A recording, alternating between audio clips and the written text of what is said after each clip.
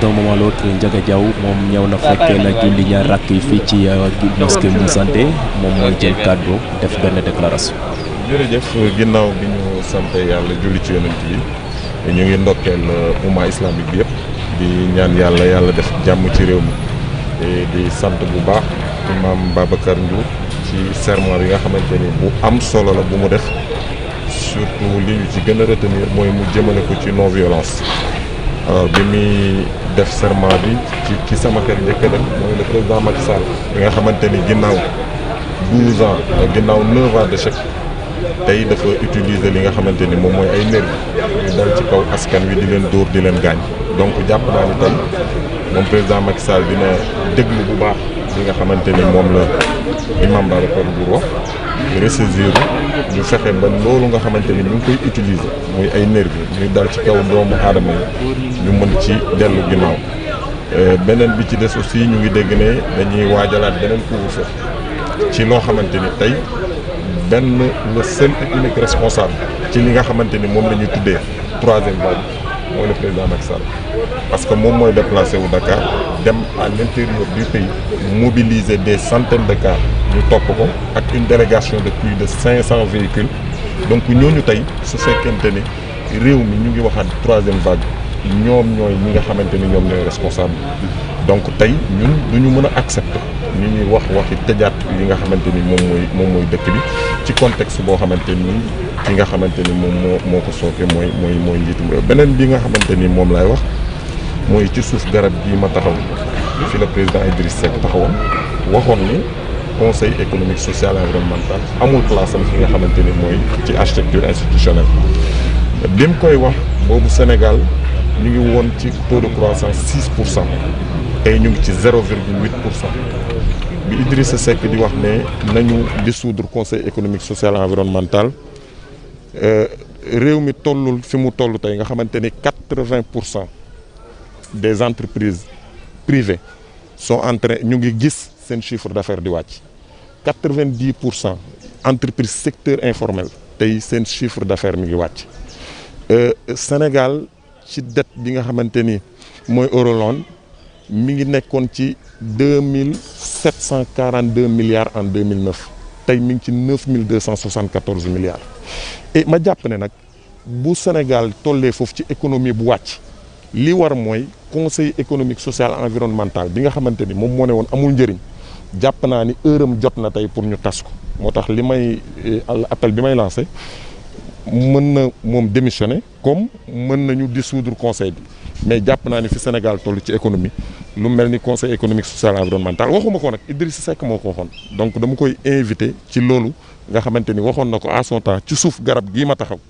ñu tas dissoudre li nga xamante ni mooy conseil économique social et environnemental. xam nga dama wax ni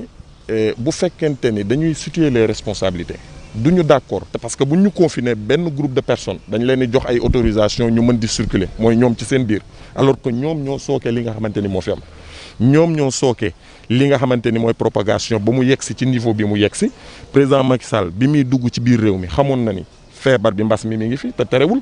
buy génn ñenn ñi sax ñu ngi koy jéem a wutal lay di wax ne voilà mbir mi ci région yi la doon def ay déplacement alors que feebar bi Dakar la ne mais bu ñu fàtte ne buy génn Dakar di dem ci région yi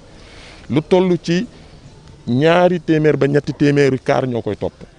moom rien que délégation day ëpp 200 à 500 véhicules waaw mais kooku kay tey loolu bu tasee moom la léegi ñu tas ba pare ñi nga xamante ni dañu nekk ay néew ju doole amuñu lu ñu añee amuñu lu ñu reeree ñu ne leen toog leen seen kër bu leen dem liggéey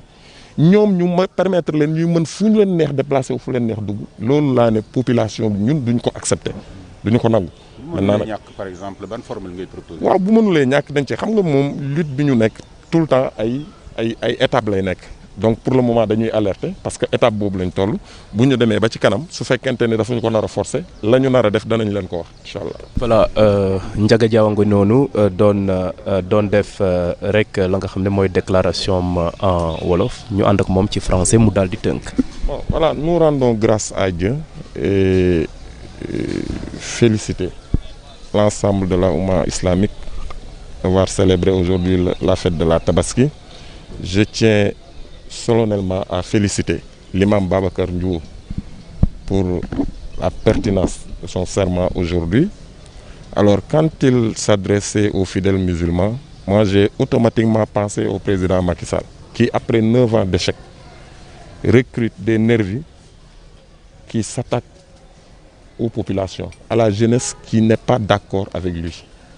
Alors donc je pense bien que le président Macky Sall va percevoir le message de l'imam Babacar Ndiour, se ressaisir et arrêter cette forme de violence qui ne fait que créer, n'est-ce pas, des problèmes au niveau de notre pays.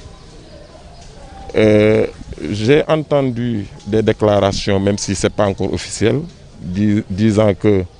nous allons vers 3e confinement, ce que nous ne saurions accepter. Parce qu'aujourd'hui, si la maladie se propage rapidement dans le pays jusqu'à en avoir 2000 à 3000, 1000 à 1500 cas par jour, le seul et unique responsable, c'est le président Macky Sall. Parce que quand il se déplace à l'intérieur du pays, il se déplace avec des centaines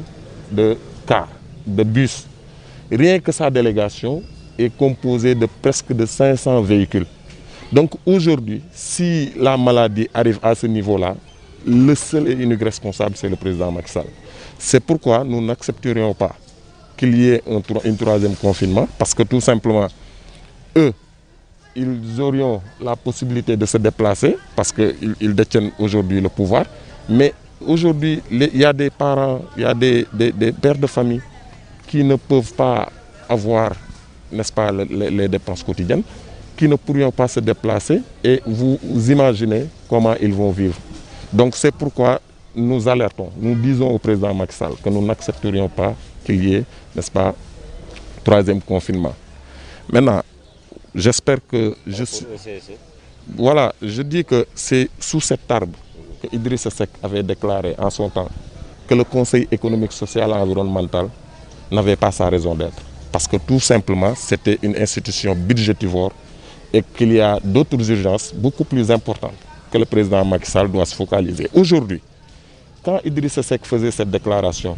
le taux de croissance était à 6%. Nous sommes aujourd'hui à 0,8% de croissance. Aujourd'hui, 80% des entreprises ont vu leur chiffre baisser.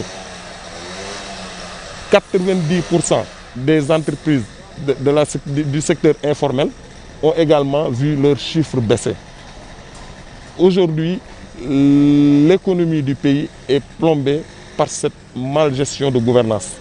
Donc le président Idrissa Seck, cette proposition qu'elle avait faite à l'époque vient, n'est-ce pas, d'être son importance. Donc je pense que automatiquement on doit dissoudre le Conseil économique, social et environnemental et utiliser cet argent pour, n'est-ce pas, régler des urgences beaucoup plus importantes que, parce qu'aujourd'hui, les informations que nous avons eues, depuis son accession au niveau de cette station, il a recruté plus de 100 personnes, n'est-ce pas, pour des contrats à durée indéterminée. Moi, je pense que cela ne fait que continuer à bouffer l'argent du contribuable, alors que nous avons d'autres urgences à régler. Moi, je pense que soit il démissionne, soit le président Macky Sall a le devoir et l'obligation maintenant de dissoudre le Conseil économique, social et environnemental. Moi, j'ai situé les responsabilités. Je dis qu'aujourd'hui, s'il y a lieu de refermer,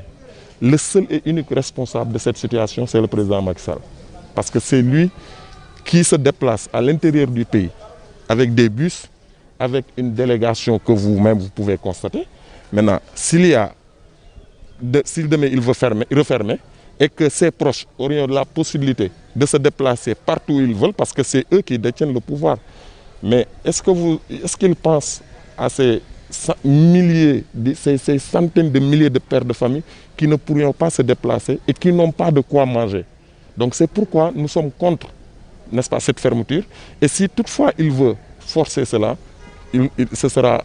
encore une confrontation.